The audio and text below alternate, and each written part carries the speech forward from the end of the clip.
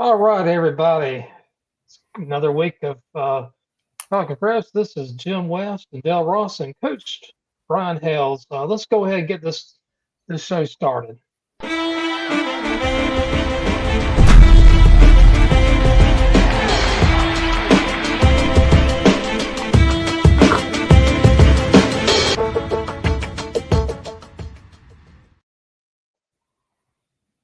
All right. I'll tell you what. I know Dale, Brian, we're talking off camera just a little bit about offensive line. Dale, I don't know if that's where you want to start tonight.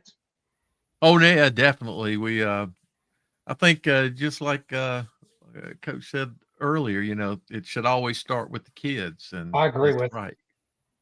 It's all about the kids, so we can go ahead and Yes, bring them please. in. Xander. How you doing? There we go. Let's go. This offensive line night. Xander in the house. Joe Evans is here. Man, I'm excited about this one. Let's go. Xander's a D lineman. I am. Yeah, so we're going to have D line and offensive line. Man, just as good. Hey, D linemen are just future O linemen. Just keep hitting Golden Corral and Waffle House, man. You'll get there. Yeah. That's what we used to say, O line to D line to the bus line. So, we'll get you going another direction, get you on the O line. To the bus line. Get that weight up there. I might have to. That's all right. That's all right. We just take the smart guys on offense. Yeah. Oh, I may stay on defense then. That's funny. All right, I'll start, but I'm gonna let Coach Hales ask most of the questions. Both of the kids tonight are from South Mech. In our internal chat, Langston called it the South Mech Show because we got Coach Evans on with us tonight too. So hopefully Coach will stick around for a few questions after we get the kids. But Xander, which position you play on defensive line? I play defensive end on the D line. Oh, edge rusher. I hear you. Now, Xander, is that something? Is defensive line, defensive end? Is that something you always played, or is this kind of a position you grew into over the years? I've been playing I've been playing football for probably about 11 years of my life now, and I've been on the line pretty much the whole time. I used to be an offensive lineman. I played pretty much everything on the offensive line, and then got sick of being hit and wanted to be the dude giving the hit. So I was like, well, I'll go try out defense. That's awesome. That's awesome. What's your favorite part about playing defensive line? Like, do you like run game coming at you? You like seeing big running backs, or do you like getting after the quarterback? I like getting after the quarterback. I think pass rushing is definitely my strong suit on being a D end. It's definitely pass rush. So I love to see a tackle start kick stepping. I know I've got a few tricks up my sleeve to get past them. Now, how much do you study the guys that you're getting ready to play against? Like, do you have a pretty good idea like what a good pass set looks like, or do you see guys kind of attack you more? Yeah, I go to look at the film. We do whenever we go to practice, we normally start out with film, so we get a good look at it there, and then I I go home and I look at it a little bit more at myself, look how the tackles are kicking, see if they're kicking more vertical or more horizontally, because that'll determine how I attack the week on pass rush. If I'm gonna go straight out, try and keep them in a telephone booth, is how one of my old D-line coaches used to say. Stay right on his hip and then just work a move, get past him. Or if he's kicking vertical, try to sell up field, plant, redirect, go back inside, get him that way. Do you like more beating them off the edge like that, or setting them up and coming back up? Well, maybe I shouldn't ask. You guys still got some games left. Yeah, still got a few weeks left. So I can't give away all the secrets, but I feel he's good at both, guys. Yeah, I'm pretty good. I can change ways pretty quick on the fly too. So if I'm rushing upfield and see that that's not working, I can quickly kind of come back and go back inside. Where did you learn to do your film study? Was this something that you've kind of, always kind of enjoyed doing, or is this something like, Coach Evans or your position coaches have kind of got with you and taught you how to look at things? I used to watch film like a little bit. It wasn't as much, but I didn't really know how to watch film until I got to South, and Coach Evans and Coach Gray, our defensive coordinator there, they really taught me how to break it down and look at each play individually and kind of break down the film that way. That's good stuff. How big are you, Xander? I am about 5'11" and 165 pounds. Mm-hmm. So you could get you're up underneath people's pads then. I gotta imagine. Yeah, I think I've gone every tackle I've gone up against this year, and all of my high school career has been a bit bigger than me, but it's all right. Gotcha, man. Hey, sitting there at 6-1, winning 6 in a row, you must be doing something right. Oh yeah. We got a good team motor. over here. He has an absolute motor. Xander is an absolute machine on the defensive line. At his size, he doesn't let it phase him. He's amazing. Like his engine never stops. Like you see him get knocked down, he gets right back up, goes after the ball. Like, man, like what he lacks in size, he makes up for in heart and engine. I'm telling you, it's hard to explain how hard this kid works. That's for you to fantastic. pick him, Coach. He works. And Joe, I mean, we've seen so many kids over the years like that, may not have the size, especially playing high school football, like that relentlessness, that attitude of just continuing to come after people. I mean, that stuff pays off like crazy. Yeah, absolutely. I mean, size is, high school football is not all about size, man. It's not the size of the dog in the fight, right? It's the size of the fight in the dog. Mm-hmm. Like, go get after somebody. Who cares? Like, Xander's never been one of those to be like, oh, I'm leaner, I'm smaller. Like he uses that to his advantage a lot of times because, if it's a bigger tackle, he does a pretty good job of keeping the guy's hands off of him, and avoiding getting locked in and getting held up and posted. So that's one thing that he uses to his advantage. Like he's, hey, I'm never going to be able to just bull rush somebody and knock them over, but and I'm going to beat him with, my brains. I'm going to beat him with my quickness. And he's relentless, man. I'm telling you, I can't explain how relentless he is on the field. It's fun to watch him play. Do you, Coach Evans, can you tell like when Xander enters the room, like, is he just one of those guys, he comes into the room and just things change? Xander, so little known fact about Xander Crenshaw. All right. Don't worry, Xander. I got you. Xander's also a really good golfer. He plays on the golf team at South. Right. He also plays rugby at South. So when Xander comes in the room, man, his energy is infectious. He's always in a good mood. Like I don't think I've ever seen him come in the locker room or come out on the field and just kind of be like down in the dumps or whatever.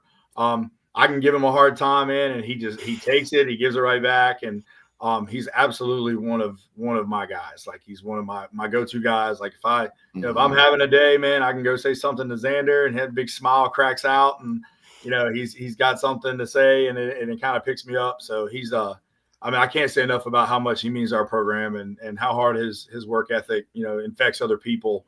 So you can't say enough good things about him. That's awesome. Xander, what do you think's been the key for you guys this season? Like I said, 6-1, winning 6 in a row. What's been the big thing you think that's been the driving force behind that? I think just our team as a whole. Being around high school football for this long, I have yet to see a team as close as we are on the field. We all know each other outside of football, and we're all friends outside of football. So that helps in the aspect of communication when we get onto the field, and if we need to check out of plays and stuff like that. We all know how each other work and know each other's weaknesses. So if one person lacks one thing, we can have other people come in and pick up where they leave off. But we got a pretty good team when we all kind of contribute and play how we should play. We can do some pretty special things. That's awesome, man. Now, Coach said you're a golfer, you're a rugby player. What else on the football field do you do? Like, are you a special teams guy as well? Like, you running down covering kicks and are you a punter? Like, what else do you do? I'm not a punter. I like to say that I can kick sometimes, but I really can't. But I'm on the punt team there, kickoff return. So kind of anything they say, like if a coach comes up to me and says, "Hey, I need you on this," I'm like, "All right, yeah, just tell me where to go." Yeah. He's lobbying for an eligible number so he can play tight end. So I am. I want to catch a ball. Give it to him, man. Give it to him. Give it to him. Hey, he's wearing 56, man. I knew a pretty good dude that played defense at North Carolina and played for the Giants that wore number 56. So he's doing that number right. Hey, Xander, tell Joe to reach out to me because I got a special player. We could throw the ball to an offensive lineman, and so maybe he could sneak in there. We could get you a little touchdown. Yeah, I'd love to see it. I'd love to get in the box and score 6. Hey, we play Huff next week, man. Don't give it all away. I love it, man. I love it, man. I'm so excited about having you guys on here, having you linemen, because this is the type of personality. And Xander, any coach would tell you, like, we love you offensive, defensive line guys, because like all you want to do is you just want to come in and work. You want to make the team better. It's not about, I need this face mask or I need to have this thing. It's all about team. It's all about winning. And you can tell just your personality. And like Coach said, man, we all need guys like you. We as coaches, we all need those go-to guys. And man, I love that you're one of them. Oh yeah. Yes, sir.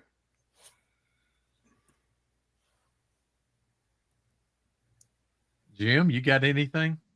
Well, Xander, just out of curiosity, are you a senior? I am a senior. Okay, what are you planning to do next year?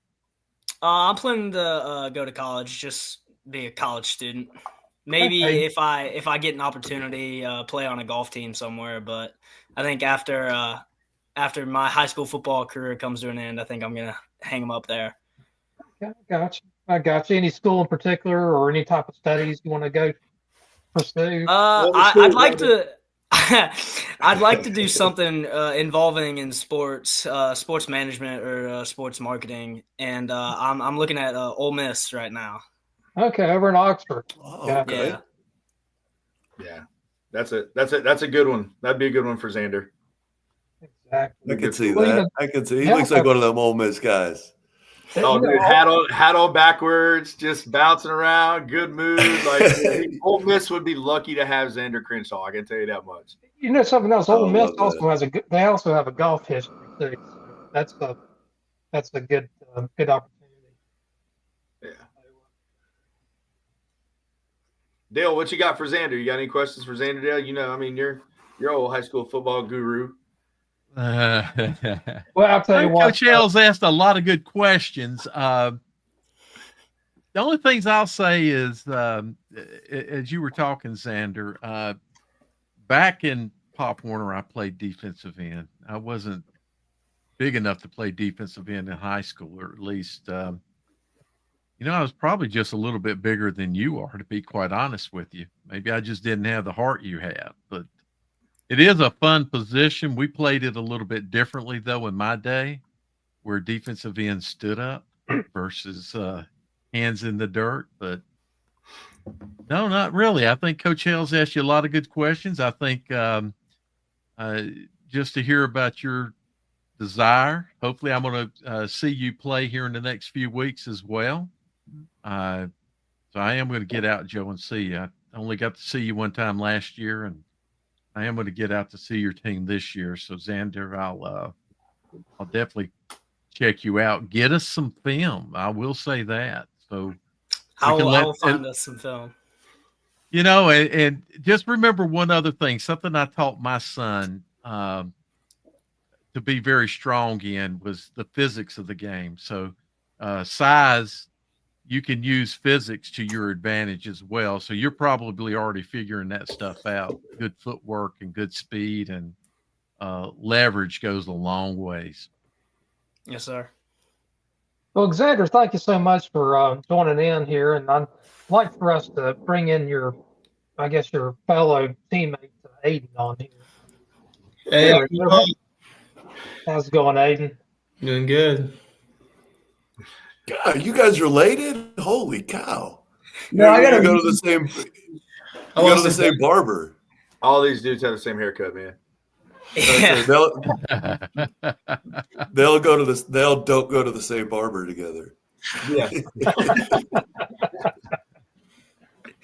So, Aiden, you play center. Yes, sir. Yes, sir. Yeah, it's a position I know a little bit more about. Coach Hales here is an offensive line coach.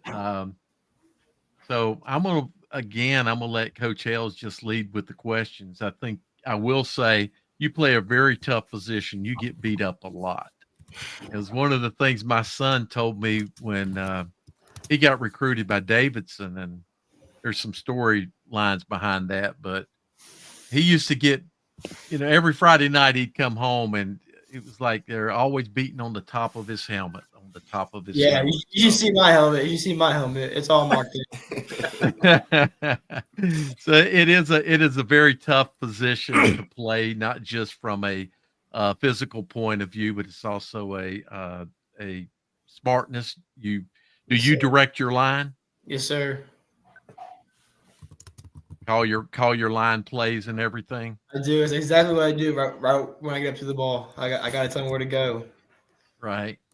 And you tell the rest of the line what they're supposed to do? Yes, sir. Do you guys have I'm gonna Coach Hales, I'm gonna throw it off to you, but you guys have communications, I'm sure, that you use. Absolutely.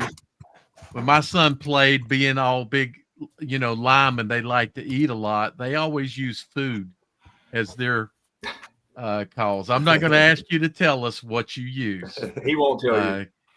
Yeah, well, I don't want you to. I'm not going to ask you. I just thought I'd share with you that they use food, and it may be a meat one week or vegetables. Very rarely, actually, vegetables. Fruit is really what I was thinking. Sometimes they would use fruit, but they had different things to signal how they were going to block. Coach Hales, I'm going to let you go from there. Yeah. So, like Dale said, Aiden, I'm an old offensive lineman. I played guard in college. I played both right side and left side. One thing we always say is, like, the smarter you are, the closer you are to the ball. So I guess technically you're just a little bit smarter than I am because you're actually on the ball and I was the guy next to you. But what about playing offensive line, specifically, center? What appeals to you the most about that? Oh, one thing I like is just like the leadership role I'm in. Like all the guys look to me, let me get you the ball. And one thing that I kind of grew to like is like the smartness of the game that I have like acquired over the last couple of years. Like I've learned I like being able to, like, I love when I see a backer blitz. That makes me happy. It's like we got a 4-man defense. We can set to the one, and that backer come down and pick up the backer. Like I love seeing those backers trying to come up and make a play and just steal it. Absolutely. just kind of laying in the weeds there at the last second coming off on them, right? Heck yeah, man. They deserve that stuff. I'm with you on that. Now, have you always been a center, or is this something you've kind of picked up through high school? I mean, when I was in like 5th and 6th grade, I played D-line, but once 8th grade came, that's when I started playing center. Here we go. Here's one of these blitzes, right? Oh, that's what I'm talking about right there. Yeah, look at that clip, man. Yeah, that's beautiful stuff. Now, tell me, do you guys ever get under center, or are you guys always in the shotgun? We're normally in shotgun. Like if it's 4th and 1 or goal line, we'll go under center, but that's about it. Or shotgun. Do you find it's a tough adjustment for the quarterbacks to get under center? Because I know there's just so many kids now, like growing up playing 7-on-7, like they're just back there in the shotgun the whole time. And when it's time to get up there and get their hands, up underneath the center's butt, kind of gets a little bit challenging for them. Like, do you find like that's been an issue, or you guys pretty good about that? No, sir. Gilly's a great quarterback. He's really good at adjusting on the fly. So I think we can understand on the goal line. First thing makes it easier for me because my get off, I can just put the ball back and go. So, and he has no problem like getting in his stance and opening up and handing it off. So I really don't think under center opposes that much of a like. Was that you? Xander, Aiden, I'm surprised it's the first bark we heard. I know, I'm shocked too. I was expecting a lot more. I got to ask a question, Coach Hales. How many pancakes have you got this year? This year, I'm not This year I've not been as physically dominant as I was last year. This year we've had a lot of like odd defenses. But if I'm like, let me count. I think. I mean, we just saw a lot of pancakes. Yeah, that was last year. That was my junior year. I was Okay. way down in my junior year. Probably 5 or 6 pancakes, I would say. Probably 5 or 6. Now, within your offense, does Coach Evans let you get out and pull a little bit too, or are you just Nah, you know? They won't let me pull from center. They won't let me pull. I wish they would. I got you, man. I got you. I tell you, man, centers that can snap and get out and move like that, man, the value you guys add to an offense, that's a big time thing, man. Come on, Joe. You got to let him get out there on some counters and some stuff. Oh, he can definitely do it. I mean, he plays Aiden plays rugby too, and he's actually a really good rugby player, and he can move. Like, I mean, he's a big, strong dude, but he can move. So, like I said, we play Huff next week, man. I'm not giving away all the things. He has good footwork for sure. He really has. He really does. He has good footwork, and he's got a little nasty in him. He's got a little mean streak, which I love, and he's a finisher. It's so hard in high school to get kids to just hit that next gear and be a finisher, and Aiden definitely has that. He's, like I said, he's got a streak to him for sure. Now, Aiden, we all know Coach Evans is a big time weight room guy. Yes, What is your favorite lift in the weight room? What's your favorite one to do? It's pretty basic, the bench press. I think the bench press. Who can bench more, you or Coach Evans? Me. Look at Coach Evans. He can't bench that much. Look at me. Hey, man, don't get online telling lies. Hey, I'll tell you what Aiden is really good at. Aiden is really good at power cleans. Really, really good at power cleans. We were power cleaning and hand cleaning today, and he was crushing them out. So that's one of the things that we take a lot of pride in. Bench press is the cute one. That's the one that we know the squats and the cleans and the meat and potatoes. Mm-hmm. What about his squat? No. What's his? Dude, he's up over 4 something. I'm not 4 right now. Yeah, 4 or 5 right now. Yeah, 450. 405. Yeah, 405. Yeah, max next week, so we'll see how much. Max week next week. We max during the season. I know you said I'm a big weight room guy. We don't sit around in the weight room and just do empty bar stuff in the season. We get stronger during the season. That's awesome, man. And what to me anyway, it's been my experience. Guys that can hang clean, guys that can power clean, always you're going to have a leg up on those guys that are just, like to just stick their feet in the ground and do deadlifts and do squat, being able to get that triple extension, that change of direction and things like that. I know that's so important, especially as a center, having to come up out of a stance like that. Like, you don't have the luxury of being able to play in a 2-point stance. So you got to have those ankles, knees, and hips flexed and, quick out of your stance like that. Do you think you're at a point now you could predict plays that Coach Evans is going to call? Oh yeah. I can see the plays coming. I know it's coming. I can sense it. Yeah. What we were talking about how brilliant offensive linemen are already to begin with. What's your favorite subject in school? Oh, I'm not as good at school as I am in the field. Favorite subject? Well, since I have lifting as my second block, probably my weightlifting class. That's my favorite subject. You got a great teacher. Amazing teacher. I love it. It's awesome. Yeah. No, they're both of these guys are good boys, man. I mean, they're great weight room guys. They're more importantly, they're great culture guys. They're just good culture guys to have around. They're always there. Aiden got voted as a captain by his coaches, and we had one of our captains get hurt, and another one of the guys came up to me and said, "Hey, can we add Xander in as a captain? So when one of your players comes to you and wants to recognize another player as doing things that a captain should do, that speaks volumes."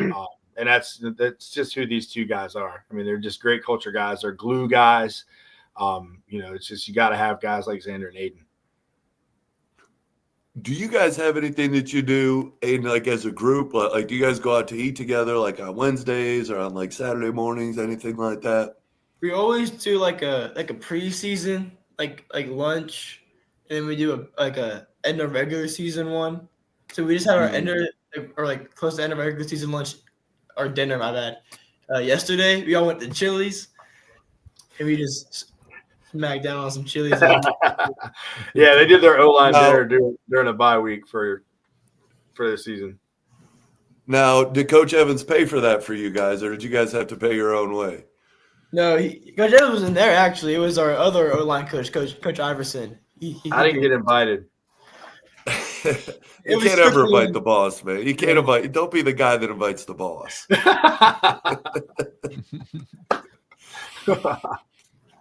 Now that's good stuff, man. So, all right. So, what'd you get at Chili's? What was your go-to order? I get the triple dipper, or I get the chicken bacon ranch quesadillas. Those are my two go-to every time.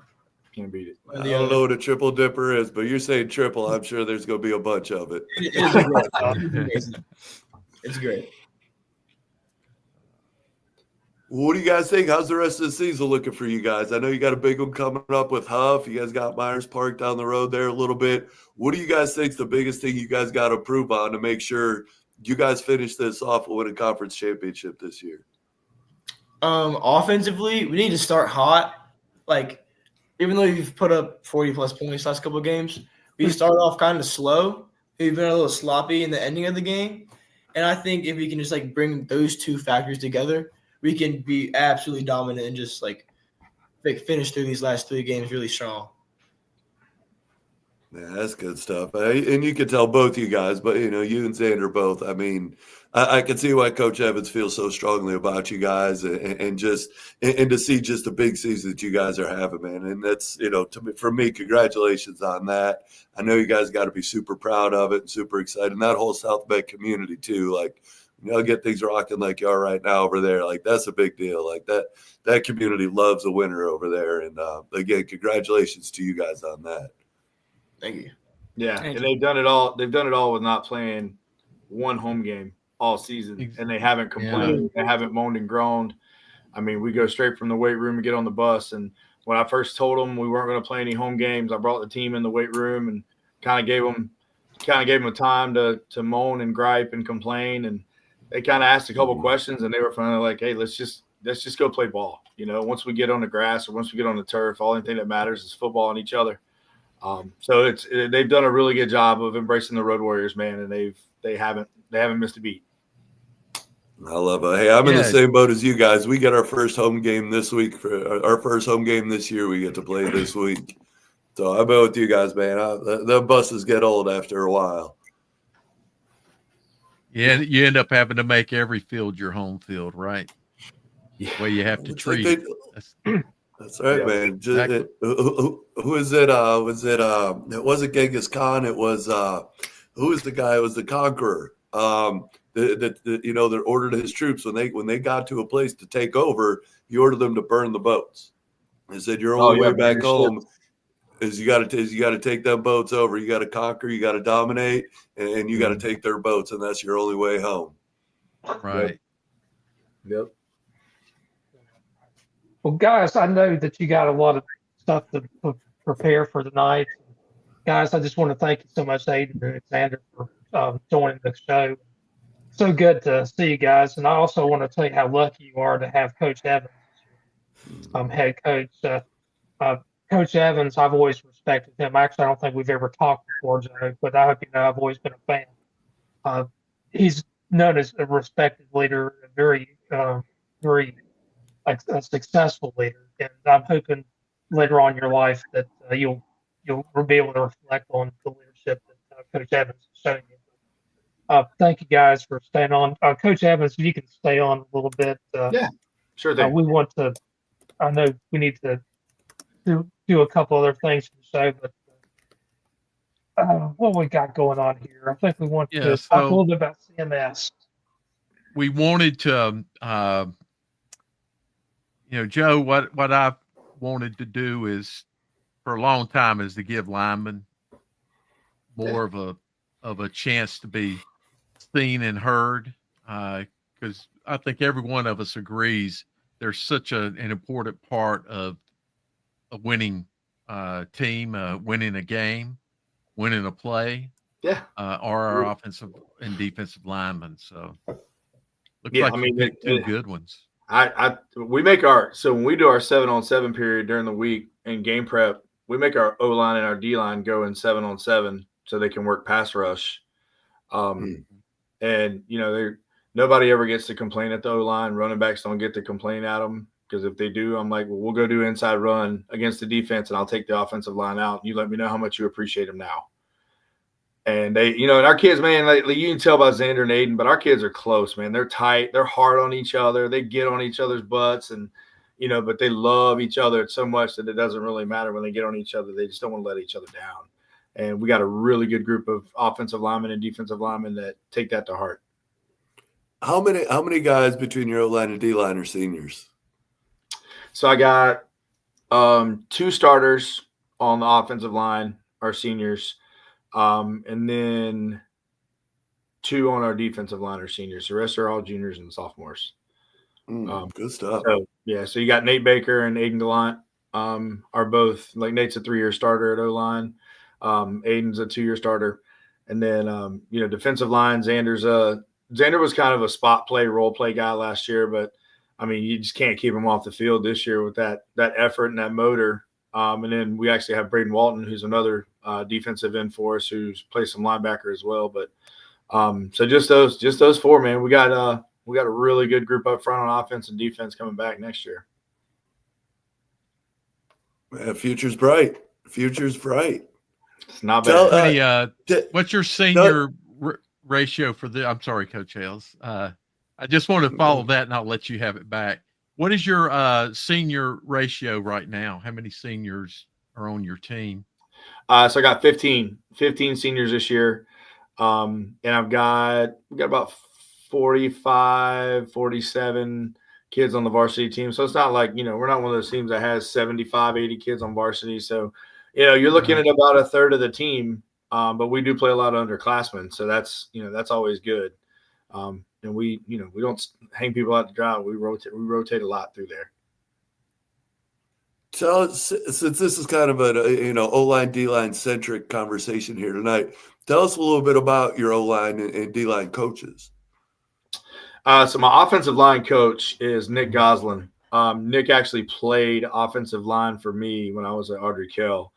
And he actually worked for a year under Jamar Nesbitt, who Bryson Nesbitt and Michael Nesbitt's dad played in the NFL, won a Super Bowl with the Saints, and played for the Panthers, and he stayed local.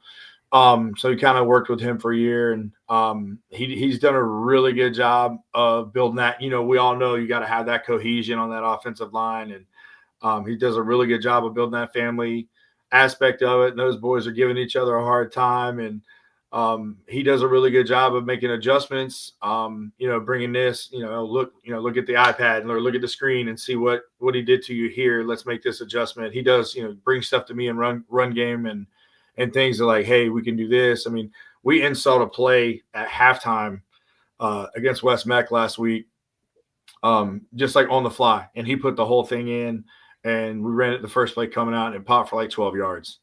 And my defensive line coach, his name is Donald McClure. It's his first year with us. He was at Valentine Ridge and Barry before. And he does a really good job with just coaching D-line technique, right? I mean, those kids are key working their get offs, and every single day in Indy period is very consistent. We all know as teachers and as coaches, consistency is key, right? It's not always about intensity, but a lot of times it's about consistency. And it's like, we're going to do the same drills, and if you mess up, we're going to repeat it and we'll fix it. And he does a really good job as well. So I got a really good O-line, D-line coaches. Also want to give a shout out to my JV O-line coach. His name is Jay Alverson. It's his first year with us, and he does the same thing with the JV O-line and works with Nick with the varsity O-line.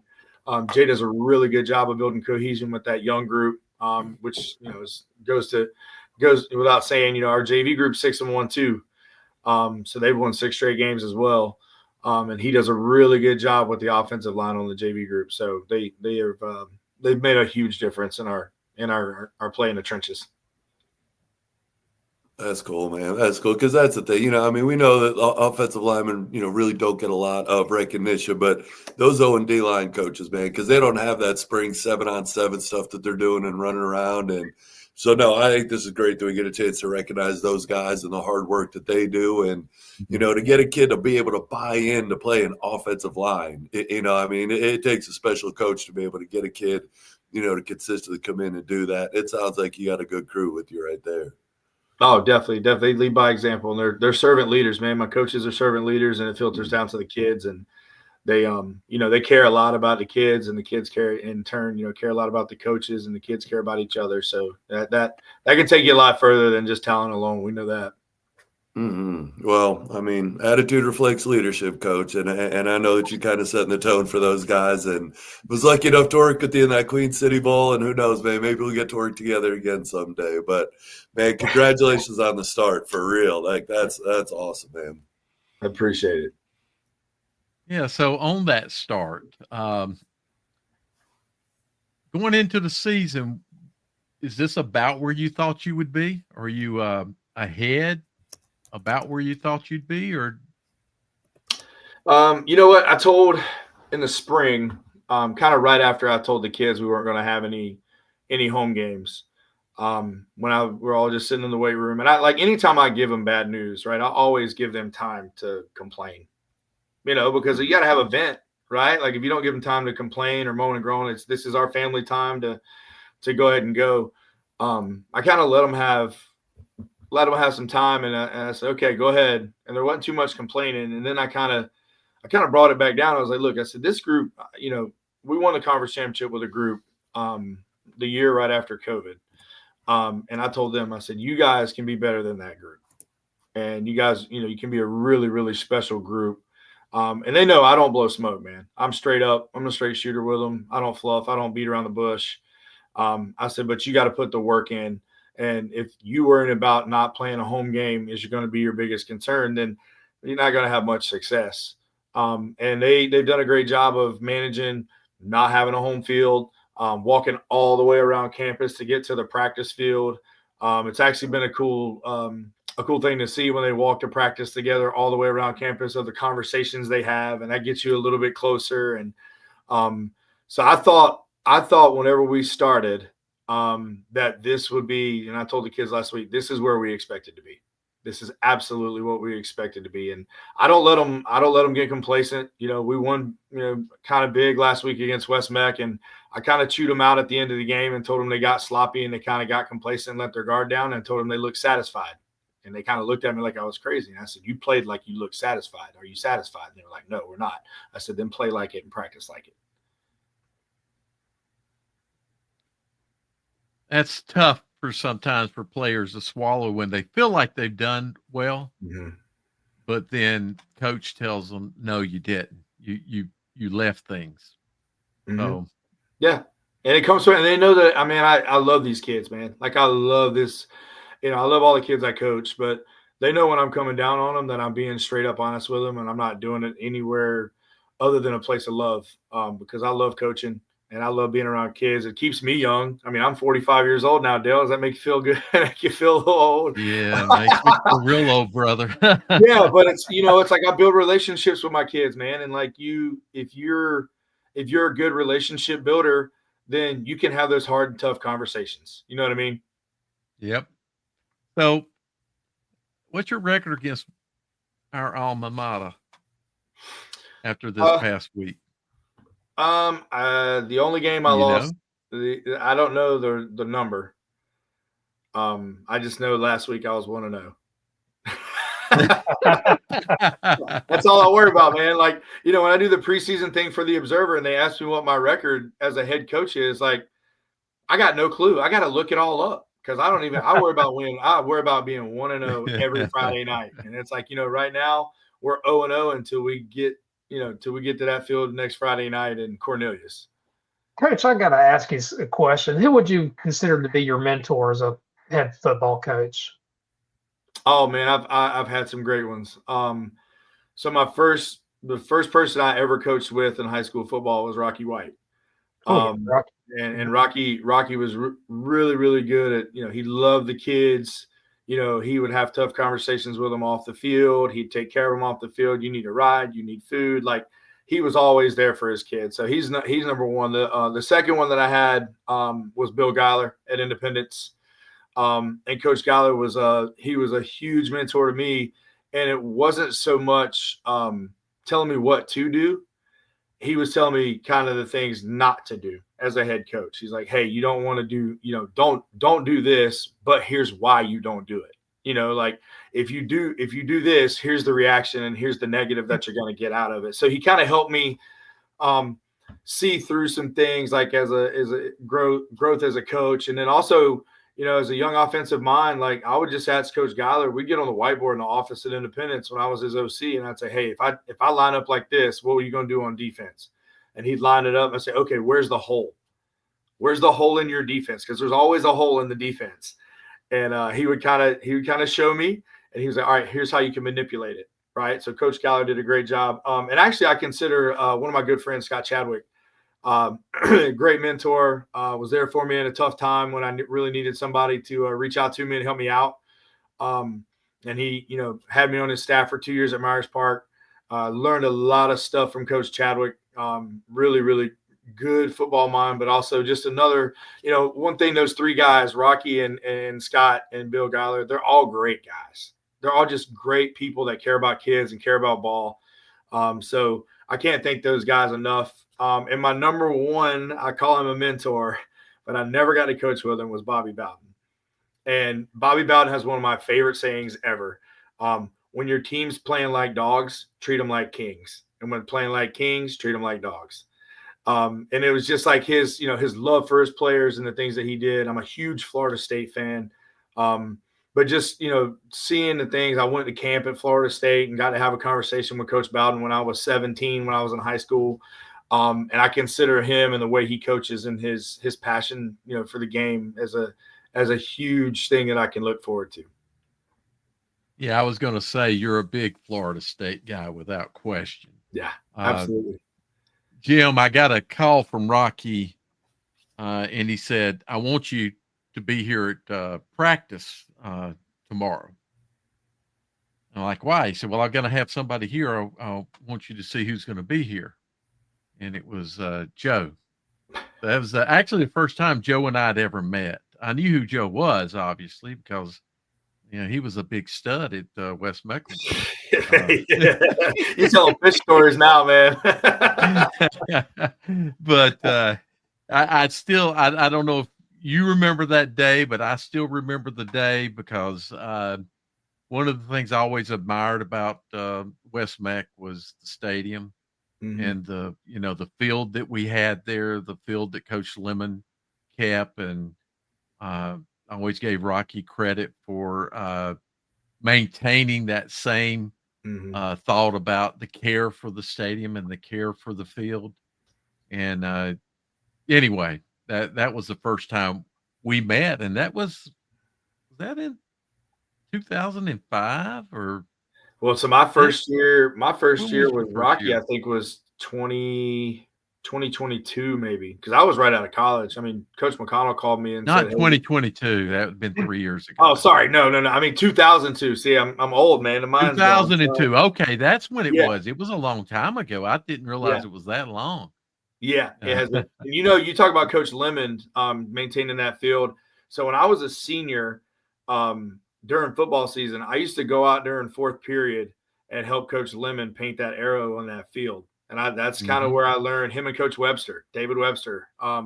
That's where I learned to paint fields. And I learned how to do logos, and I paint the paw in the middle of our game field at home. And, so like I took a lot of pride in that because I saw how much pride Donnie Lemon took in taking care of that field. And that made me proud to be able just to help him for an hour or so a week.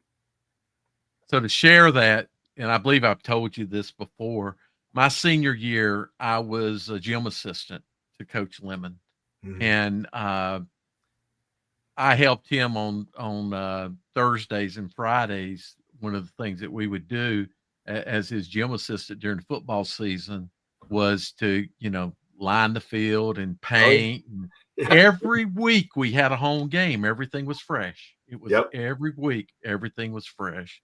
Jim, you'd have really appreciated the attention that Coach Lemon was a West Met grad, and he went back and taught, and he was my OC, but then he became the AD after Coach Bolick left. Yeah. He became the AD there, and was just one of those guys that he almost, I used to tell people he had a name for every blade of grass on that field. That's how well he knew that field, or how much he cared about that field. But this is about you, Joe, not not I Coach take a lot of pride. I take a lot of pride in saying I went to West Meck. I love that place growing up. I played Pop Warner right across the street. For the West Meck Bandits, we were the West Meck Indians back then. And last week we went over there for the JV game. We were pulling up. That's Queens's baseball and softball facility now. So as we're pulling up, I'm driving the bus and I point over to the JV guys and I was like, "Man, that's where I grew up playing Little League and Pop Warner." And they're like, "Wait, you played Pop Warner on a baseball field?" And I'm like, "No, guys, it didn't look like that when I was young." But I took a lot of pride in growing up off of Tuckasegee and Little Rock Road, man. I talk about it all the time, and I took a lot of pride in playing high school football there. I loved West Meck when I was growing up. It was definitely got a special place in my heart. I want to ask you a CMS related question. Okay. It turns out that what I'm going to ask you about first got implemented first of the week of the season, but we didn't really know this was taking place until West Charlotte and Independence played, and they could not have a full stadium. CMS limited attendance, which you're aware of that, I'm assuming. Yeah. And so my question to you, this is a big issue for me. Now, I recognize that you guys have your own stadium issues and attendance issues of not being able to play at home, but in general, how do you feel about potentially being told that not all, there's going to be no ability, say, for some of the parents to attend or family to attend to see games? What are your thoughts on this evolving situation of limiting some of the fans? I see both sides of it, right? So like I see like the security aspect of it. I understand that, getting enough people to be there for show pros or police or security or whatever. And I understand that aspect of it, but on the other side of it, I do understand that, it's frustrating when you have, I was a part of those Independence Butler games when I was at Independence. And, I remember walking out at Independence on that field and I look up and it is standing room only. And I'm like, man, I'm calling plays in this game. It's like my first year as offensive coordinator under Geiler. And that was magic. You know what I'm saying? Like, it was like, as soon as the game started as a coach, you're focused on between the lines, and it is like, I see both sides. I see the security and the safety aspect of it. We had a game a couple years ago, the stadium got cleared because of something happened on the other side. And I understand the safety aspect of it because, we don't want anything bad happening to any of our fans or players or, my family. My mom and dad still come to every game. My in-laws come to every game. We don't want anything bad happening to anybody. But on the other side is like, man, I would hate for somebody to miss like that Butler Independence game I was a part of. And it's just, man, I don't know if there's a right answer. It's like, it's unfortunate on both ends because you want to have a huge game because your kids, obviously if it's going to be a huge game, your kids have earned the right to play in that atmosphere, right? But they're going to get to play the game, but the atmosphere may be a little bit different. But you understand, like, man, it could be a safety thing, or it kind of stinks because, we may not be able to have, if we're playing away and, they only give us 400 tickets or whatever, and the other side gets 1,100 or whatever the number is. I mean, yeah, it kind of stinks, but it's you see both sides of it, and as long as we get to play, right? I understand. Friday night, I don't know if you're aware, we host a Spaces on an X Space and talk about. Usually we talk about the events of that night, games, etc. And we had a person who took part in the spaces. We let people come on and talk. And if you got a moment, I'd like for you to hear what she had to say. Yeah, absolutely. Do you? Yeah, absolutely. Oh. I'm a football mom, go Pumas, but I'm also a CMS employee. And I see, Sam, you've made a really couple of really good points. Ironically, I work for operations, so there are times where I'm quote unquote in those rooms or privy to a lot of that stuff that some of those decision making. And I'll say this first, and then I'll speak on the Palisades game.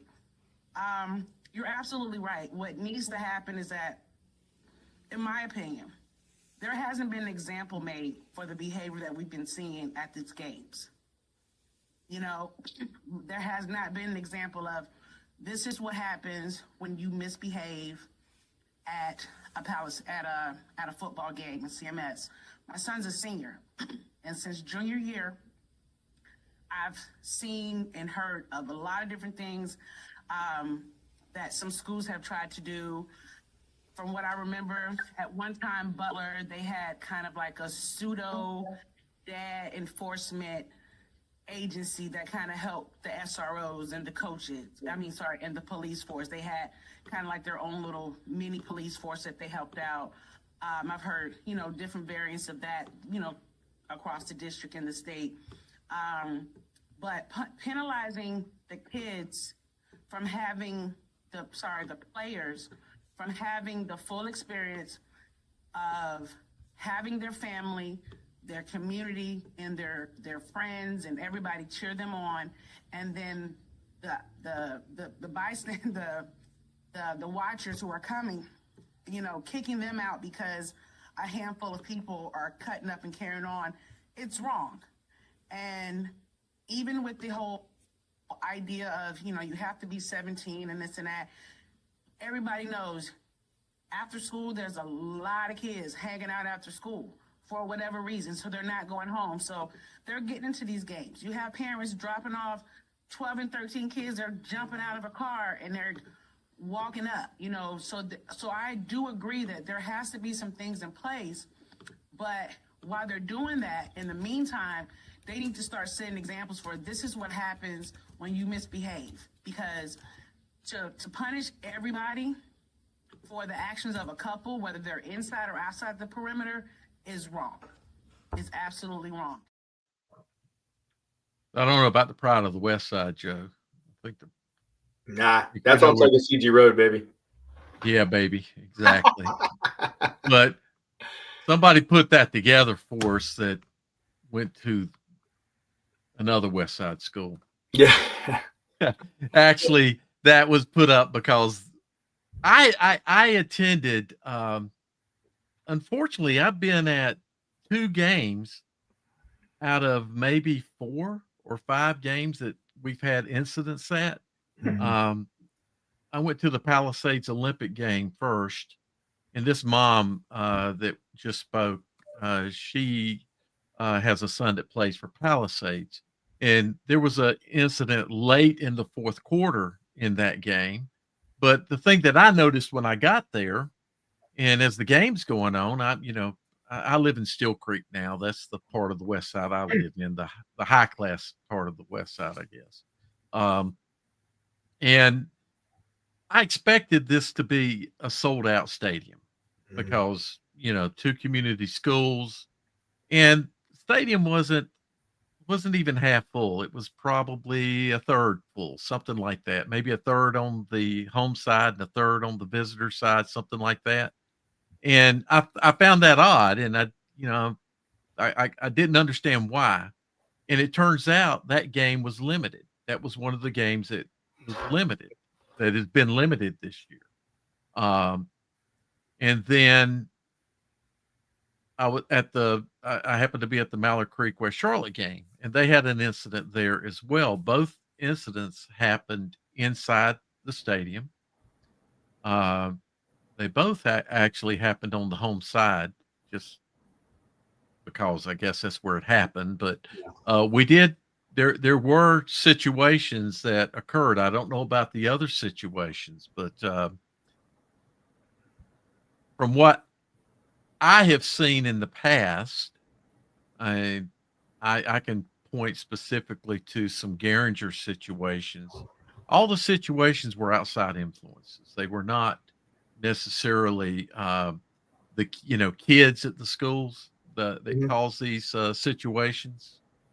And security seems to be one of our downfalls, and that's kind of one of the things she was talking about, was there being consequences to actions. What do you think? There's I don't know if we can get my points brought up, but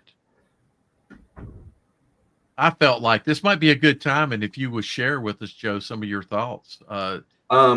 So I'll give you an example from one of our games a few years back. We were the away team, and there was an incident that happened on the home side. And they made everybody leave the stadium. And I'm turning around looking at our fans, and our fans are sitting there, and they're just like watching everything go over on the home side. And I was kind of on the side, like the mom was saying, is like, don't punish everybody for the actions of a few, right? Like as a teacher, I'm not going to punish the whole class. If one person's acting up, I'm going to take that student and address that student. So like I said before, I kind of get both sides of it. I do agree. If you're going to, keep your ticket sales at a regular number, like you definitely should increase security, because just we all know, like, just the presence of security makes a difference. Just the presence of more people. Just like a teacher standing in the hallway keeps people, I taught middle school at Coolwood for 5 years, and then I taught Northeast Middle for 3 years. And I taught 6th grade, and just my presence as a teacher standing in the hallway made a difference, because kids would cut their eyes and be like, oh, Evans is standing right there. We're not gonna play around in the hallway. Like increased consequences for somebody taking part in violence at a game. Like, you can absolutely ban somebody from coming to any more games on CMS campuses, or any games involving that team, or whatever gets decided based on what that person does. And like I said, I've been a part of those Butler Independence games where we were supposed to play at Butler, and the wasn't big enough venue, so we moved at Memorial Stadium. Like our games were moved at Memorial Stadium, and at Memorial Stadium you have more gates, so therefore you are forced to have more security. The student ID check is tough.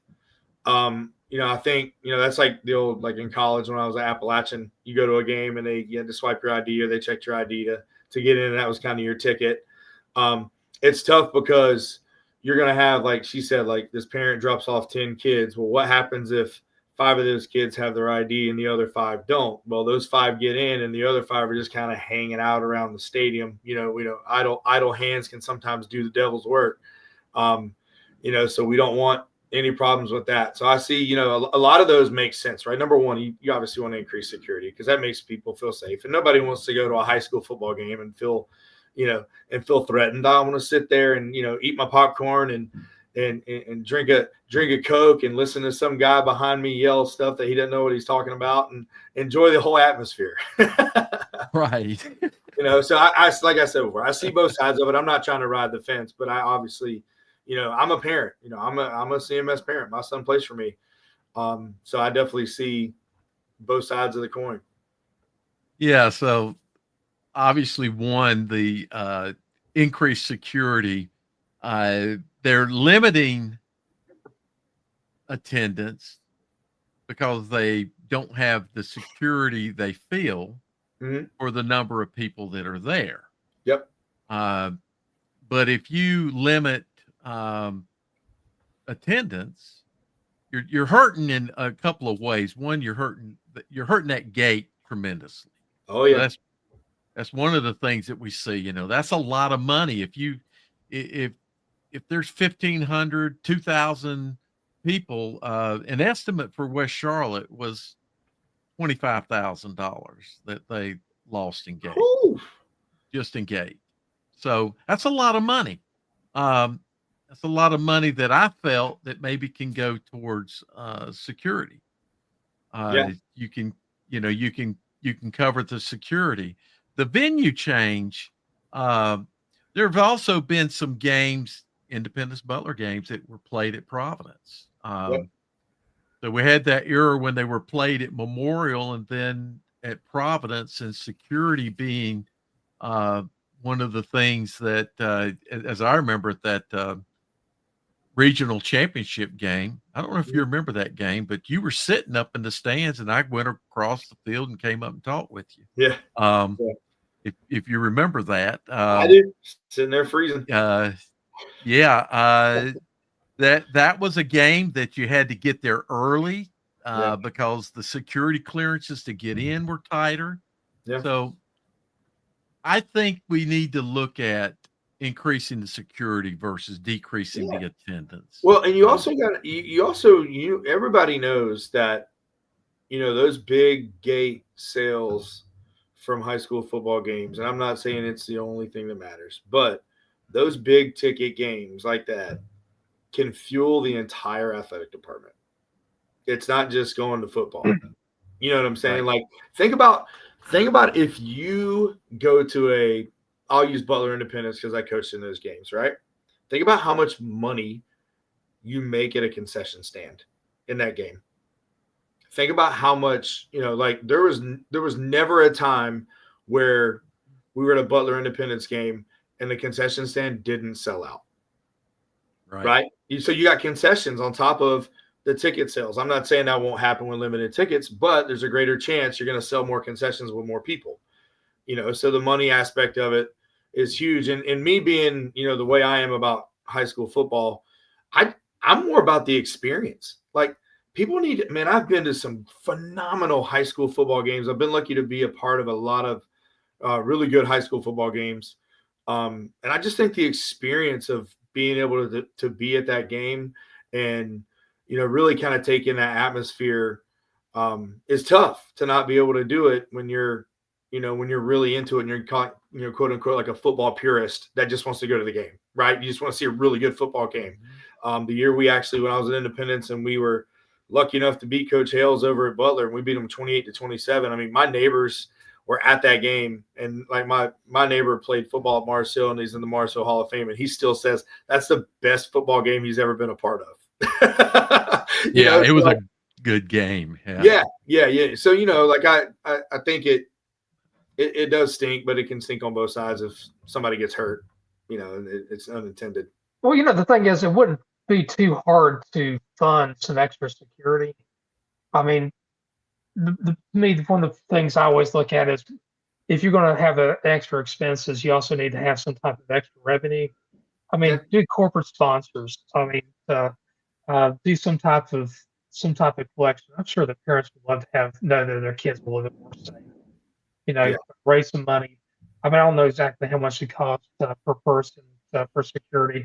I'm gonna guess it's probably around $100 or so, give or take, a few bucks here and there.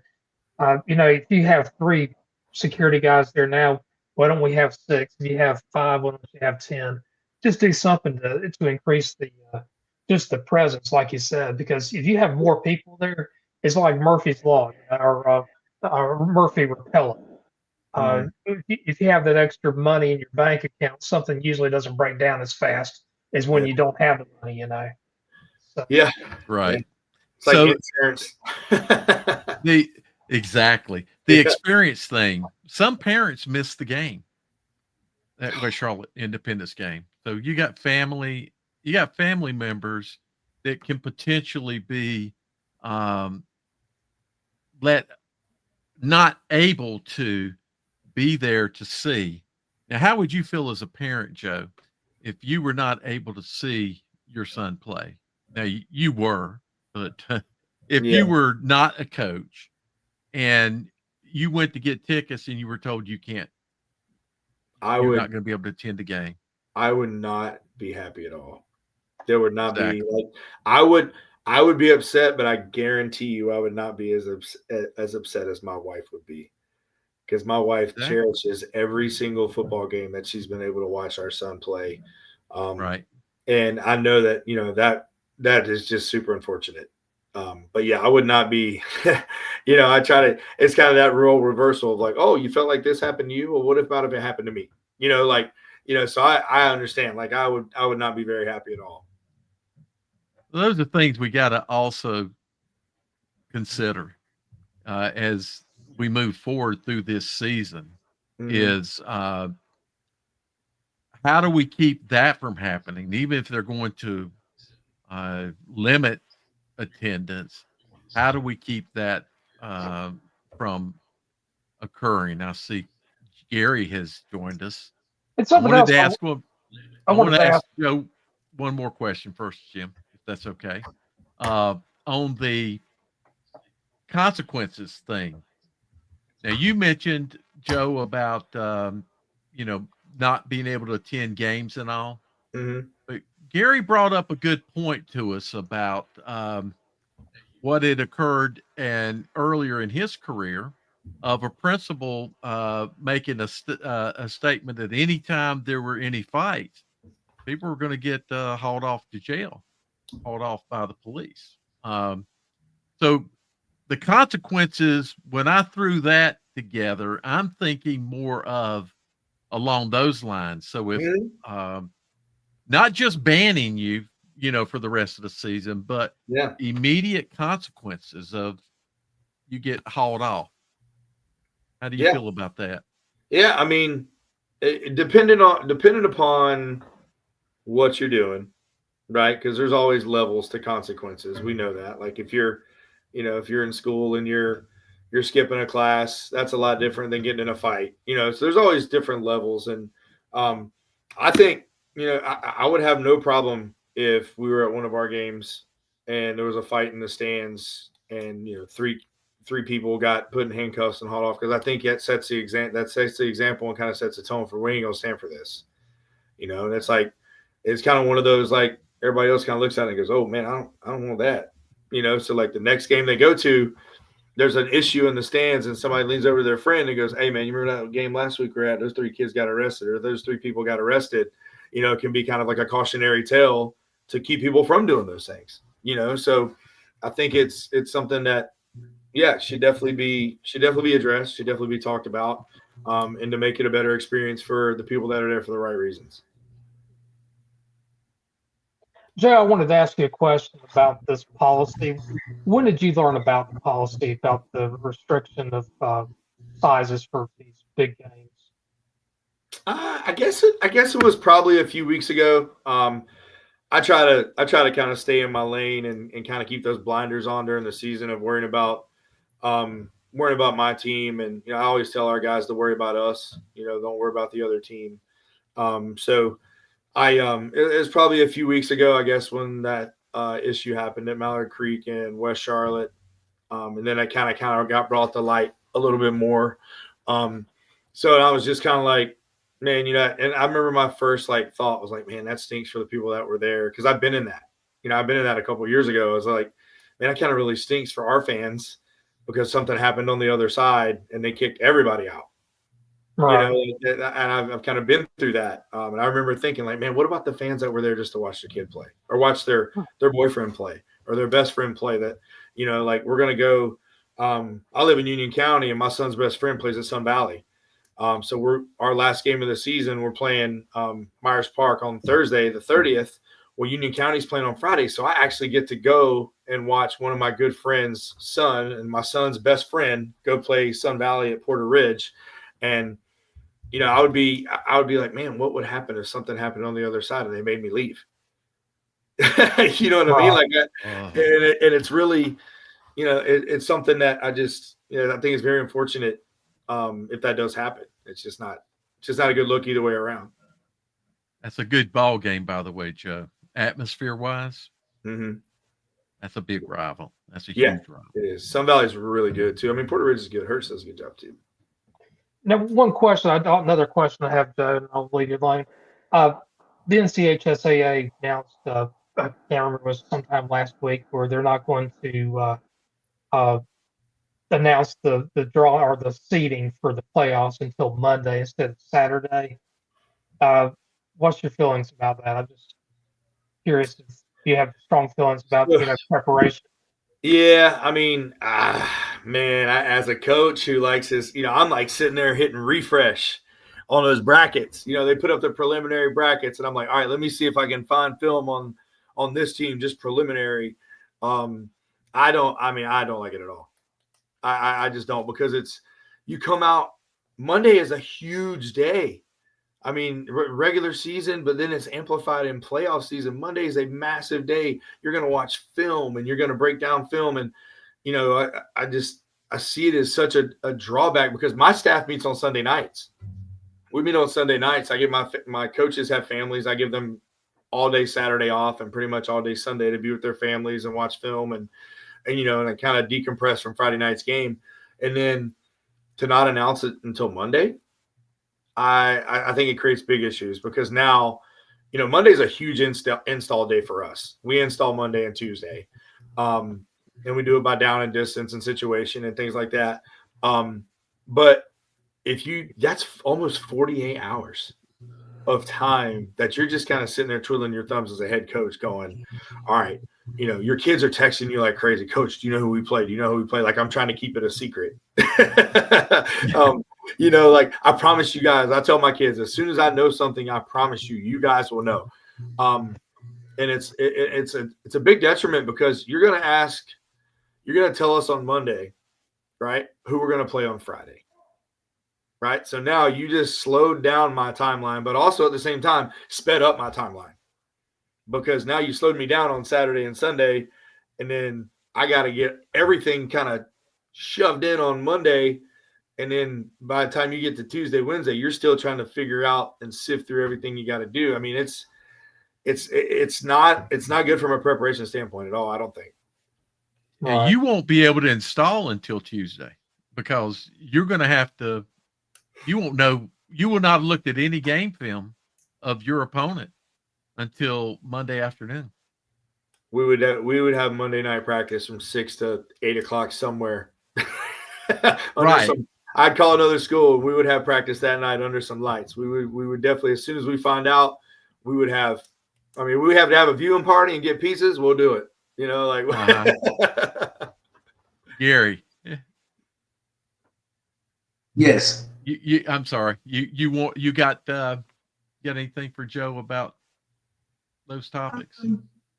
No, I mean, he hit the nail on the head. I know what the preparation is like, for a playoff game, because, like he said, coaches meet on the weekend, and you have to come up with a defensive game plan, offensive game plan. A lot of times coaches still want to correct mistakes on Monday with their team, if not Saturday morning. And because you don't want to let, huge mistakes go to waste. And that's a lot to have to do on a Monday. And, most of the coaches, at least half of every staff, they're in the classroom on all day Monday. They don't get a chance to look at it. Mm-hmm. It said the brackets come out at 9 in the morning on Monday. That doesn't mean anything to a coach who's got to teach classes all day. Nope. I got three classes. Yeah. You got to look at classes. You haven't had a chance. You can't tell the kids what they're going to do until all coaches know what they're going to do. Mm-hmm. And that's let me amplify that.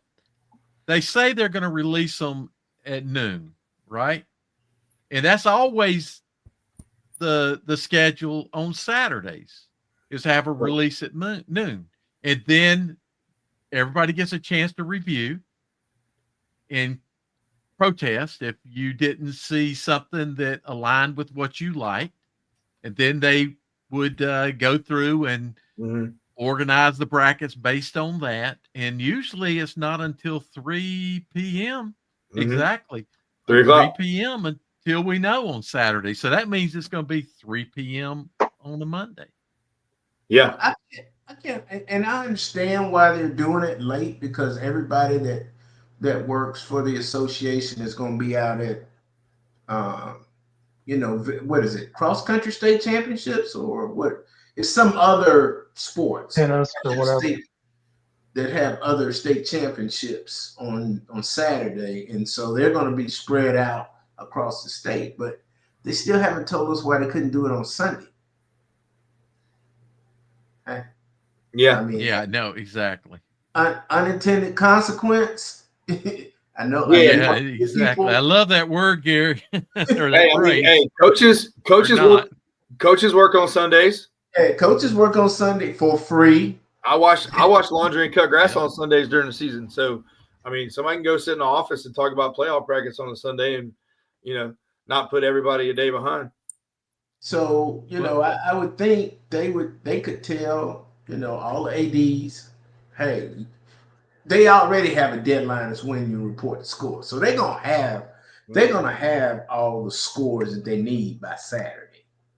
And I just can't understand why you can't punch that thing in early Sunday morning and get it out to the coaches on sometime Sunday afternoon so that they could meet Sunday night. At least you're saving Monday, like Coach Evans said, for install on Monday instead of coaches meeting on Monday, because they got to meet as a staff before they meet with the kids. And then what happens if that last game of the season, that Friday night game, there's a rainout or a lightning delay and they can't find a place to play on Saturday? Do they play on Monday? Does that push the brackets to Tuesday? You see what I'm saying? Like, so there's a lot of factors that go into this thing when you're thinking about it. It's like, oh yeah, we'll just release them on Monday.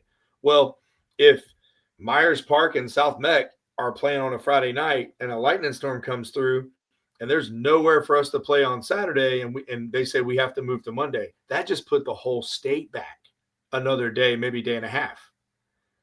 So now you're I watched a game. It was I think it was Parkwood and Sun Valley that this was in 2006, I think it was. It seems right, 2006 or 2007, one of those 2 years that the game got rained out. They had to play it on Saturday. Brackets could not be released because that game's result did impact how, who would be where. So it definitely impacted the playoffs. It wasn't like it was 2 0-10 teams playing each other. Yeah. There was a game of Wallace Rose Hill and James Keenan that had that issue where they had a shooting or somebody was waving a gun that Friday night, and they played early on Saturday morning to do that. And I don't know when that game got over. I think it got over after 12 p.m. So, but Joe's got a good point. If they can't play it on Saturday, they're not going to play it on Sunday. So they're going to have to play it on Monday. Joe, are y'all 7 or 8A this year? 8A. Okay. So aren't the 8A playoffs, don't they have a shorter route to the playoffs? Aren't they going to have one less round than the other classifications? So we have less teams. Right. So there's the thought is that there's going to be, when all the other classifications play their first round, there's going to be a built-in bye week before the first round of playoffs to kind of put everybody on the same schedule to where you can have your state championships, kind of all the. So it's not bad on Monday for 8A classification because they're gonna have a bye anyway. Yeah, first week, but I could understand the other classifications being upset about it, but there's your unintended consequence. At least the big boys will have they'll have a chance to prep, and then next year, everybody's learning with new classifications. Okay, so next year, all right, we can't put these non-revenue sports. They can't finish the same week that football finishes. Okay, they're gonna have to finish a week earlier, or football's gonna have to finish a week later. One or the other. Yeah, a lot of travel issues. Gary, I don't. Technically, I know that it doesn't matter because technically those brackets can be cranked out like that, and all you have to have is a human to quickly look over them. So the keys are to make certain that we have good scores input into the system.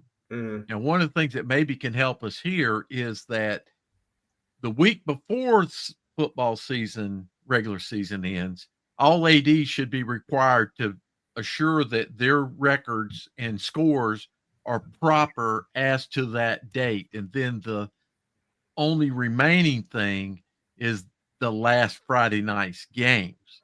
And then ADs should be required to have games reported with the ADs should be required to have games reported within 15 minutes of end of game and accurately reported. I'm not trying to put any more work on the state, but I still can't understand why they can't get it out on Sunday. I don't understand why they can't get it out on Saturday, Gary. I understand Saturday because all the officials are going to be spread out around the state. I don't understand Saturday. Technically, definitely Sunday. I just can't understand why they can't get it out on Sunday. Yeah, that's right. You get it out on Sunday. You get out on Sunday at 3:00. My staff meets at. I mean, we meet Sunday night at 6:00. Like you get out at 3. I've got time to. Thank God for Huddle, and film exchange because I remember coaching with Rocky. He gave me a paper bag with 2 VHS tapes in it, and I had to drive over and meet Coach so and so from somewhere and get film and drive it all the way back. At least we have like online sharing platforms now because I can. If we got to go to Watauga and play Watauga, I ain't driving to North Wilkesboro to meet a coach to get film. At least you can share it online. Yeah. Right. Yeah. Anything about travel issues, if we got to play Watauga first round or whoever, I'm just using Watauga because I went to app. But what happens if I'm trying to get like a Trailways bus for my kids to travel so I don't have to drive an activity bus up the mountain and be mentally prepared for a game? Well, now you got travel issues. Luckily like 8A, we will have that extra week, but then you're competing with everybody else to get transportation. A lot of issues, man. A lot of issues. Do you mind if we jump to our picks? Let's do it. Yeah. So we've had a lot of discussion, but this is our picks for this week. Gary, I noticed that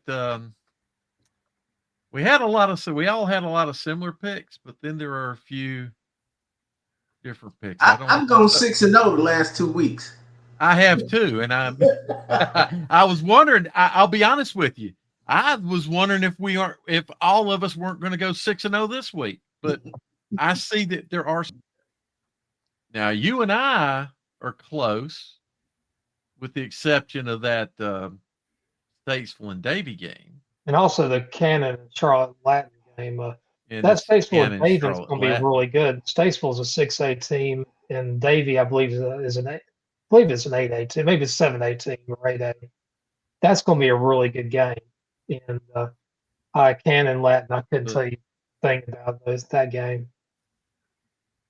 But we got a lot of differences. Not a lot, but there are differences this week in some picks. So somebody might go 6-0, but that doesn't mean. Man, at least y'all got 2 tough games at the bottom right there. Once I get out of Mecklenburg County, I'm almost flipping a coin. I'm sorry,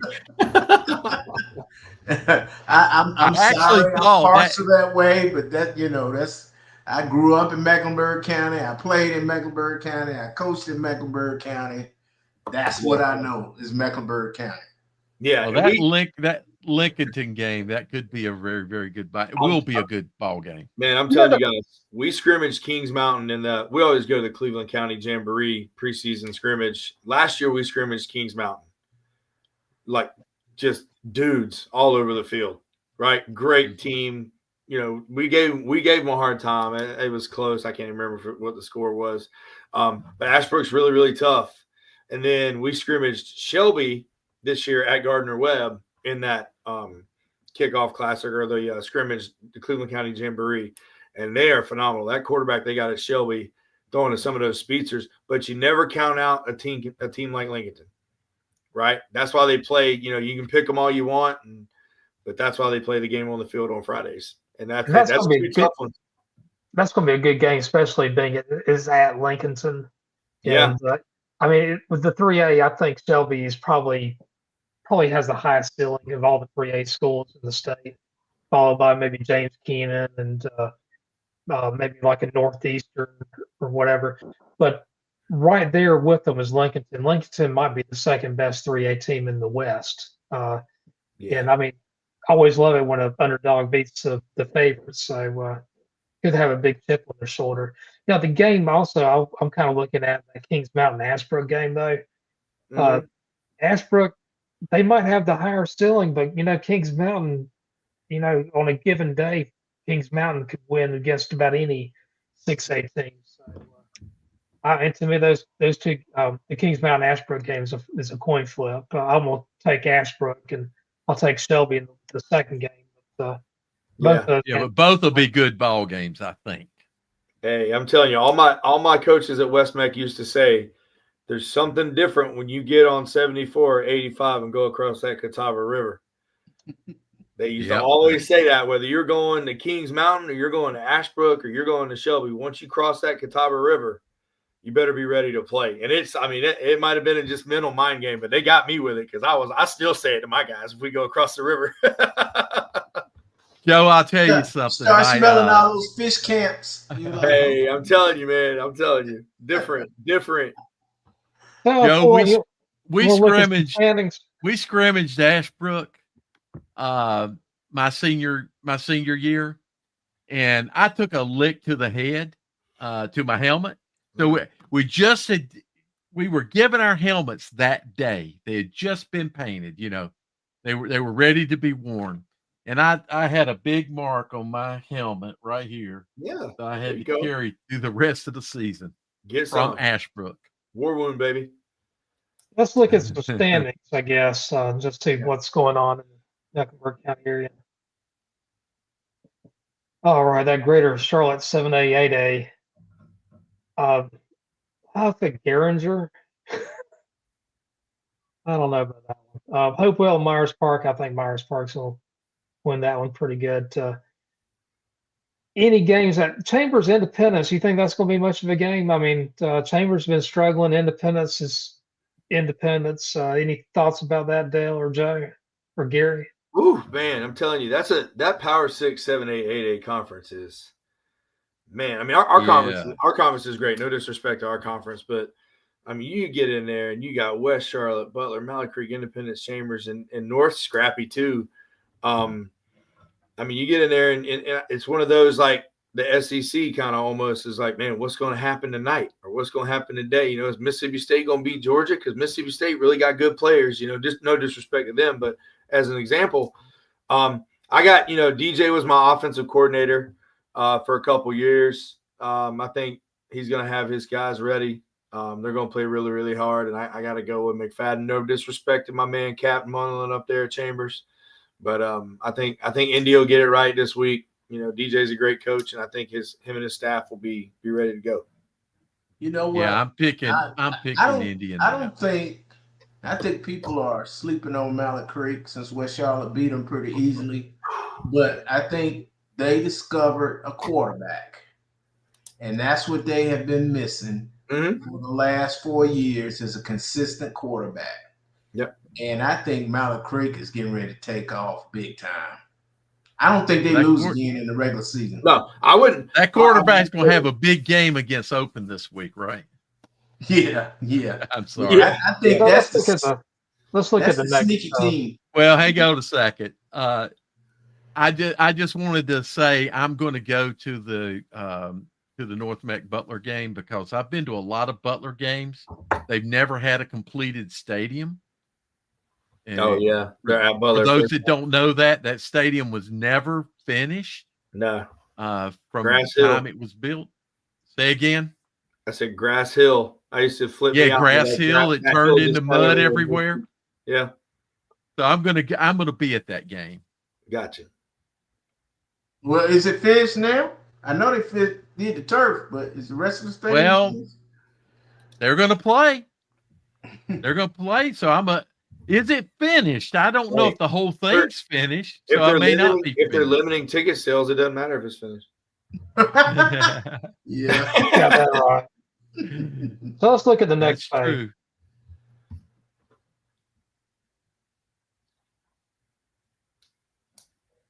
All right, Southwestern 7A, 8A. Rocky River, Ardrikale. I mean, I won't take Ardrikale. I'll take Palisades. Now that A.L. Brown at Central Gabarris, that could be a really good game. I will probably take You A.L. just Brown by jumped right out. Let's see if anybody else got anything to say. Anybody else got anything to say about that game? Which one? That conference? Which one? Southwestern? Yeah. Nah, I'm good. I think those are pretty straight up games, aren't they? I think I'm sorry, Jim. I think Palisades is going. They'll finish out on top. You know, this is the first time I've seen the standings because standings really don't matter anymore. No, it doesn't. It's just all that RPI. Yeah. I mean, I guess everybody still wants to put a trophy in the case. So, you know, I'm sure they're still giving conference championship trophies, but yeah, you know, with the way the playoffs are selected now, standings, you might have a team that finishes in third, and the team that finishes in fifth is a higher seed in the state playoffs. Hey, well, we got a video that we can play about Palisades. I think we got a video or clip. Man, first of all, you know, all glory to God. But I feel like this team's just like different than any other team we've ever had. Especially with like the guys we have over here, and like they just welcome me with open arms, and you know, I just love these guys. I feel like we just pushed through, had some adversity, had some calls we thought should have been made, but you know, we just pushed through, and in the end we came out on top. I think we learn a lot about ourselves. Like when we get down, like this is one of our first times like being down by like 9 points. That's most of been down all year. But you know, we fought back. I think we just showed like our toughness and that like we can come out on top in any situation. Really, just you know, we had that conversation. You know, we went back and watched last year's film a bunch. We watched them, you know, pretty much every day. And again, it was just about our time to kind of break through. You know, we had Clover on the ropes. We gave up. You know, the game-winning touchdown in the last 11 seconds. And then same thing kind of with Independence. You know, we had them on the ropes, then we gave up the game-winning touchdown with about 4 minutes left. So really our conversation was not about can we compete with these teams, it's about can we finish against these teams. And that's what we did tonight. So I'm very, very excited and happy for these guys. Now, I mean, it is the emotional balance, though, because, you know, you get frustrated early in the game. You know, the call's not going your way, the ball's not bouncing your way. You know, they go up 9-0. You got to battle back. I mean, you just got to battle back, and you got to be emotionally controlled to battle back. So, no, it was an emotional thing more than anything, in my opinion. Makes the post-game Dallasing worthwhile, huh? Man, I'm freaking. I knew I should have packed something extra, but I did that last year, and we ended up losing. So this year I had to just wing it. So yeah, it's all good.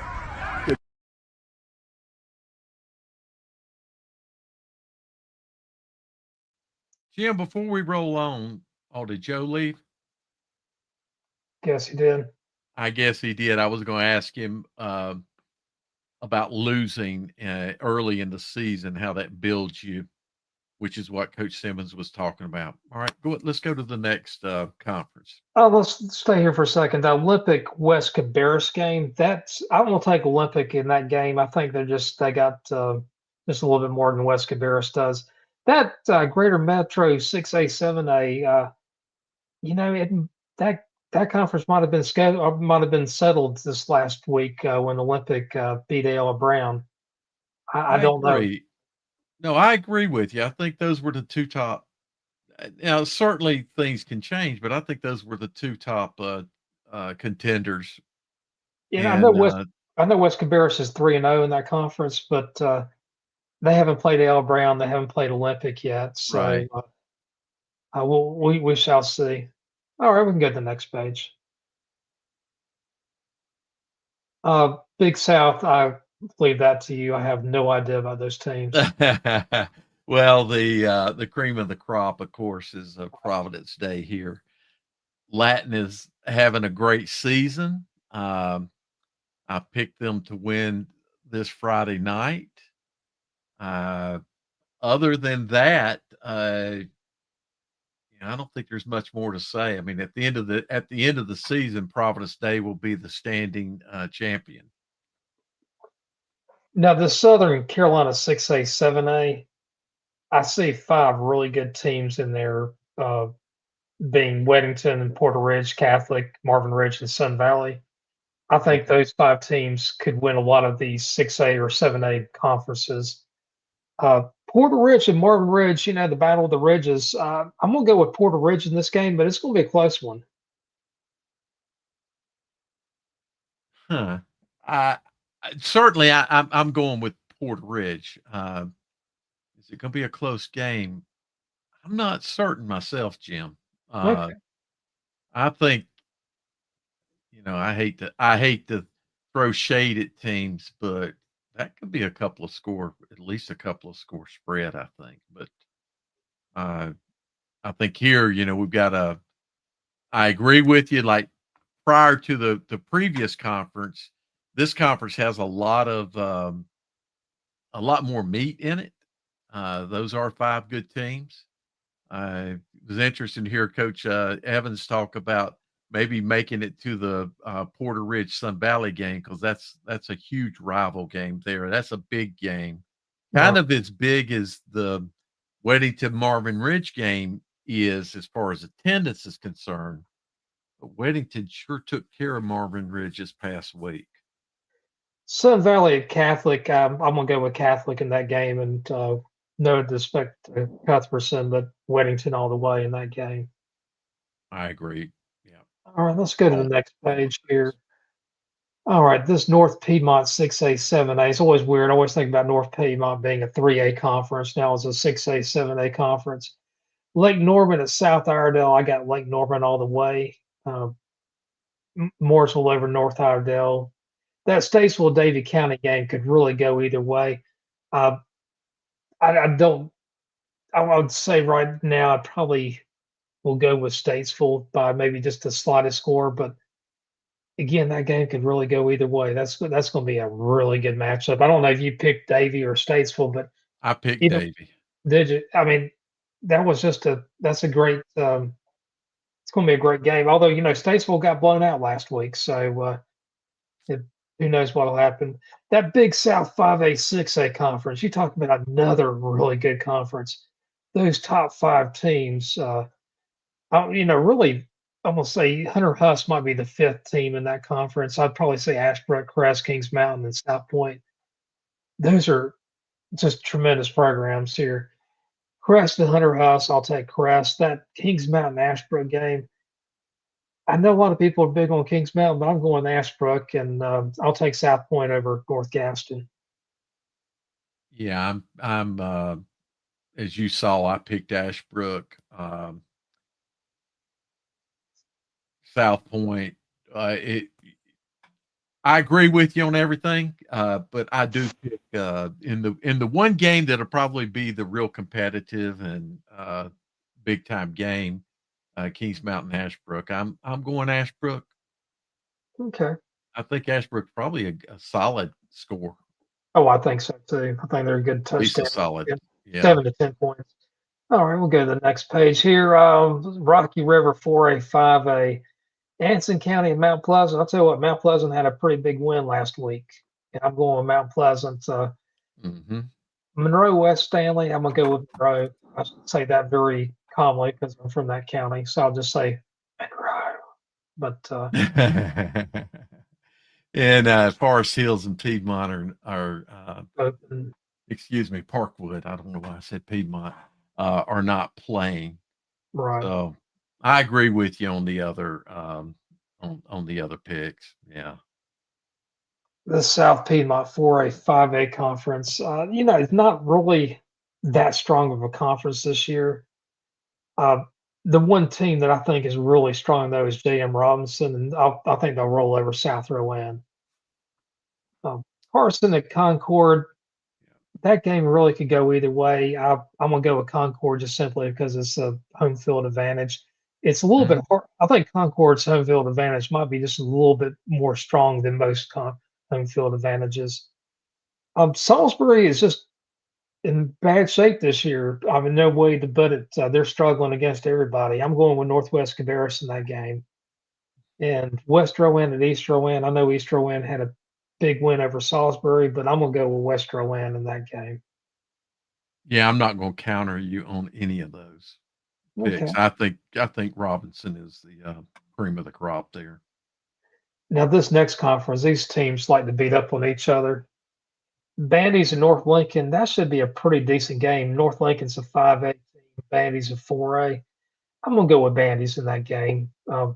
Bunker Hill at Newton Conover. Newton Conover is a really good team. They had a pretty big win. I can't remember who they beat now. If it was, did they beat Maiden last week? Or I can't remember who they beat somebody pretty good. Or maybe they beat Bandy's. I was thinking Maiden won this past week. I think they did. I think Newton Conover beat Bandy's for whatever reason. Yeah. I'll take Newton Conover in that game. East Lincoln all over Fred T. Ford and Hickory. West Iredale is a really good team this year. They've improved. They're probably the most improved team in that whole classification, but I'm taking Hickory. Yeah, they're not Hickory improved. No, exactly. All right. Is that all the standings here? I think it is. Oh, we've got another 2A, 3A, 4A. South Piedmont, yeah. Yeah. East Gaston at Cherville. I'm gonna go with East Gaston in that game. No disrespect to Cherville, Bowerman. Bessemer City over Highland Tech. Shelby at Lincolnton, that's the game to go to. Actually, I see Stuart Kramer in Lincolnton. I know that's going to be a mistake. Maybe Stuart Kramer's playing West Lincoln, but Shelby at Lincolnton, that game might be the game to go. That's got to be certainly a typo, and maybe so we would assume West Lincoln. Yeah, I think it's West Lincoln. Shelby at Lincolnton there, I'm going to go with Shelby. I'm going to say Stuart Kramer at West Lincoln. I'll go with Stuart Kramer in that game. So Stuart Kramer's improved quite a bit. I'm in line with you on all those picks, but I do believe that Shelby game is going to be a really good ball game. Shelby Lincolnton. Let's see, Christ the King at Lake Norman Charter. I'm going to go with Lake Norman King or Lake Norman Charter. Lane Tree Charter at Corvian all the way. Lincoln Charter at Community School of Davison. Just my guesses on those. The next one, the Catawba Yadkin 1A, 2A, 3A. I'll take Albemarle over Bonnie-Cone. The Battle Stanley County, I'm going to go with North Stanley. I'll take North Rowan over Thomas Jefferson, and I'll take Mountain Island Charter over Union Academy. Big Six, I have no idea. Western Athletic, I have no idea. I'll let you talk on those.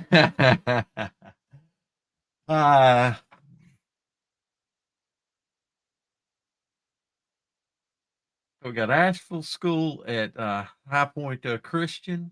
I understand High Point Christian is really good. Yeah, I would go with High Point Christian here. I don't know about that. I don't really know enough about South Lake Christian right now, but I don't know. I think I would go with them, but I don't know enough about either school here to even begin to make a pick. I do believe so. We got Cannon and Latin, and I picked Latin. That game was in our picks. Cannon's playing well, but I don't think they're playing Latin well. Yeah. How long has Cannon been playing now? They've only been playing for what, 6 or 7 years? Football? Yeah. Hasn't been a long time, if I remember correctly. I think that's right. We can maybe get something typed into the chat by somebody who might know better. Charlotte Latin, say again? It might even be 8 or 10 years. I remember, I was thinking, didn't Brad Hoover, didn't he become the coach at Cannon at one time, or am I dreaming that? I don't remember. I think that's right, but I don't. Was it at Cannon that he was coaching? I can't remember if it was Cannon or who it was. Hoover was the coach at. Charlotte Christian and Raven Gap. Raven Gap's a really, really good 5-6 years ago is when Cannon started. So that's about right. I'm going to go with Raven Gap, but Yeah, I'll go. Christian's not. Yeah, that's just a hard to pick against Raven Gap, unless you're picking for Providence Day. Right. I think Providence Day's again kind of the cream of the crop of privates and maybe of all football in North Carolina right now. Other teams: Ambassador Christian, Cabira Stallions. I cannot say anything. Yeah, same. Neither. I know nothing. What was it that Schultz used to say? Yeah, Sergeant Schultz. I know nothing. I know nothing. I definitely know nothing. My limitations are limitless when it comes to private schools. So, Jim, it was great having Joe on tonight. oh gosh, was and it hearing him. I don't know if you know this, but Joe did host several shows with us, co-hosted several shows with us back years ago. We've been doing this so long now, but yeah, 4 years ago, something like that. He's a natural for this stuff. It was good hearing from him, hearing the linemen, offensive linemen talking, and defensive line. My thoughts are that I want those of you watching, hopefully people are still with us, send us some picks. I think I've got some linemen for next week. There's one of our favorite people chiming in, Karen Belk. Send us some picks, coaches, of offensive and defensive linemen, one of each. We probably have some for next week, but we want to hear from more. And if I heard from 10 different people, Jim and I just might have to punch out just a video where it's just of that and put it up. I'm willing to talk to as many as there are, and I'm sure Jim is willing to commit time. oh yeah, most definitely. My biggest concerns right now are the state of the being of athletics. Both started with NCHSAA and the state, but seems like we have these issues here in the city with the CMS. So I just want to say, people, let CMS know those of you watching in the CMS viewing area, let them know how you feel about limiting tickets, and don't forget what the state is trying to do to coaches by waiting until Monday to push out who teams will be playing. Jim, I think that's just too important. Right. We can go back. I agree with you on that. The one thing I have to say is, if there's one thing that we need to have in the state of North Carolina, I don't care if it's with their education or athletics or, building roads, whatever, is pragmatism. And sometimes pragmatism is just thrown out of the window, and there's just no ifs, ands, or buts about it. Like when you don't include all stakeholders into the discussion, like, for example, limiting the ticket sales. You don't include the coaches or the ADs or whoever the people, the stakeholders are. It does cause some hard feelings when you in NCHSAA not having doing the playoff selections until Monday. Who does it hurt? It hurts the coaches. If you notice this year, there's a lot of, just seems like there's one common denominator when it comes to victims is our coaches. I mean, how much more can our coaches do? I mean, they're not getting paid a lot. They're seem like they're having told to do more or less. They have issues when it comes to just simple funding. And then, here you are taking away some of their ticket sales, and not only the ticket sales, your concessions sales and all that. And where's the revenue coming from? And just so many things we need to think about. and pragmatism is one of it. You got to include all your stakeholders. So So Karen mentioned that Indy's homecoming game is going to be limited to 1,400. 1,400. 1,400. If you go to a CMS stadium, one of the new stadiums that have been built, 1,400 will not fill the visitor side. So that's about how small 1,400 people is in the entire stadium. Well, quick question for you, Dell. How many kids are at Independence? It's probably around 1,400, 1,500 kids, maybe 16 or 1,700. I don't know. Maybe it's 1,700 or so. But when you limit it to less than what your student body is, how does that build school spirit? How does that build anything? Yeah. So, schools that need funds, like Karen just said, and just like you said, that really hurts them.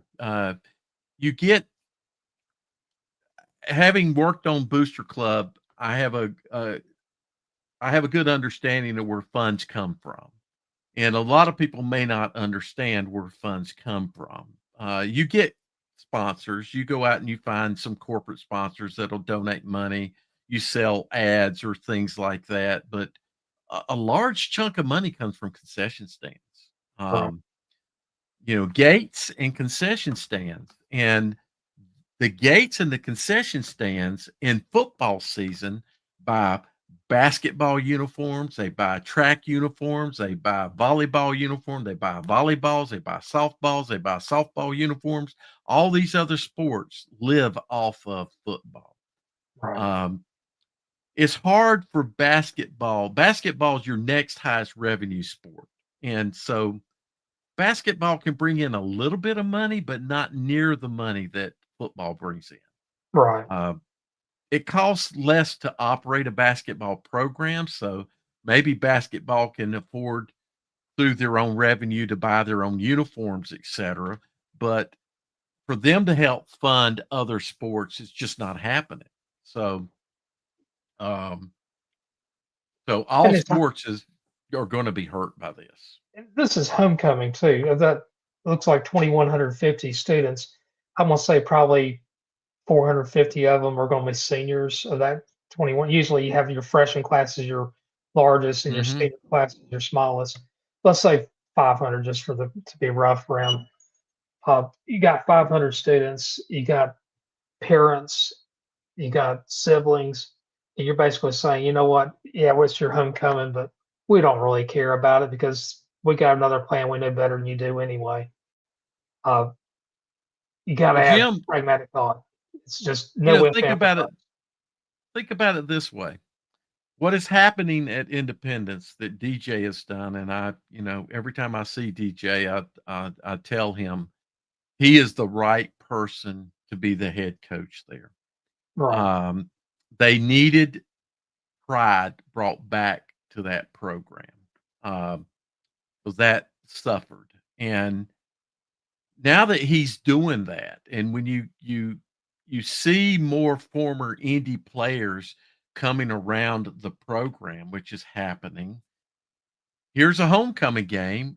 When would Indy players think about coming back if they were going to come back and they could fit any time in, but they could only fit one weekend? So I can go anytime during the season, but I can only go to one game. It would probably be, would be the Butler game if to be honest, if that game is taking place, right? But at the end of the day, a homecoming game is going to bring those people in, and so now you're going to limit the the history of the school coming in, as well. Well, Dale, it's about 10:22. I know we've gone over a lot of time here, so didn't know if you had any parting thoughts or. Well, I did my final thought. Karen asked if Butler's homecoming will be limited, and now she's asking, we don't know because we don't know what the formula is for determining which games get limited. It's not transparent. It's not transparent, so we don't know what the criteria was for limiting this game? And thus, does that same criteria match up for Butler's homecoming game? I mean, if Garinger and East Mac play, are they going to limit that? Probably not. Yeah, exactly. A question was asked, which is a relevant question. What about Ardrey and Providence when they play? Will they That's be a limited? threshold one. That's a threshold. That's between being high profile, maybe just right under. That's going to be. I mean, that's a big game. It's a big game. I mean, I don't think Butler has the pool that some might think with CMS to be able to say you can't limit our game. The programs that would normally get that kind of target would be a Myers Park that would get the target of, well, you have influence over the system. And I'm not saying Myers Park has influence over the system, but that is the perceived view by many. And I don't think that Butler is perceived to have that same kind of control. So, Karen, I don't think if Butler's is not limited, I don't believe it's because it's Butler. But I don't know because we don't have transparency as to who is being limited and why they're being limited. Transparency, Jim, is so important. Yeah, it really is. And then when you are transparent, some people say, well, you're too transparent or you're not transparent enough. But this right here, there's no transparency. There's nobody shared any formula about what's legitimate or not, or what's high profile. So that's a real final thought. Yeah, I'll have. But be transparent, be pragmatic. Be transparent. So CMS, be transparent about what's going on. Let us know what's going on. Announce it. We used to have press releases that told us. I remember going to an Independence Providence game and getting, Vicki Hamilton sending out a press release telling everyone this is the procedure to attend the game. Only so many people will be allowed. Only so much media will be allowed.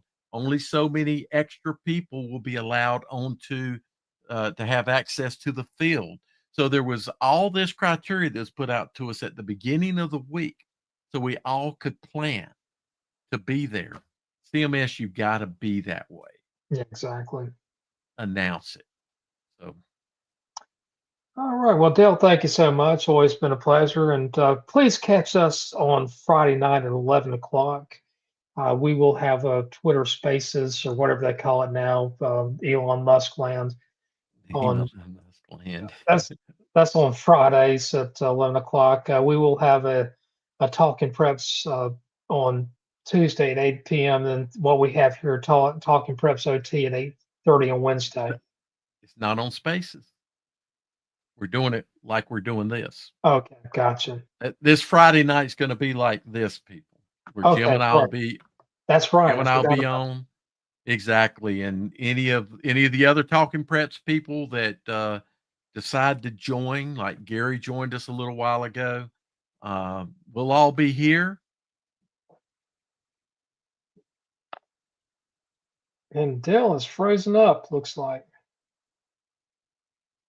Yeah, I wonder what's going. There we go. So coaches that like to contact us and talk with us, you're still going to be able to do that. So Langston is working that out so that information will be out there, and we'll still be able to have that interface. So yeah, Jim, it'll be just like this format right here. Right. You get to see Jim's pretty face. I don't know about that. Well, from Jim West and Dale Ross and Brian Hales and Joe Evans and all the two great South Mech players and Gary Richmond, thank you all for coming in, and please catch us up on Friday night. Take care.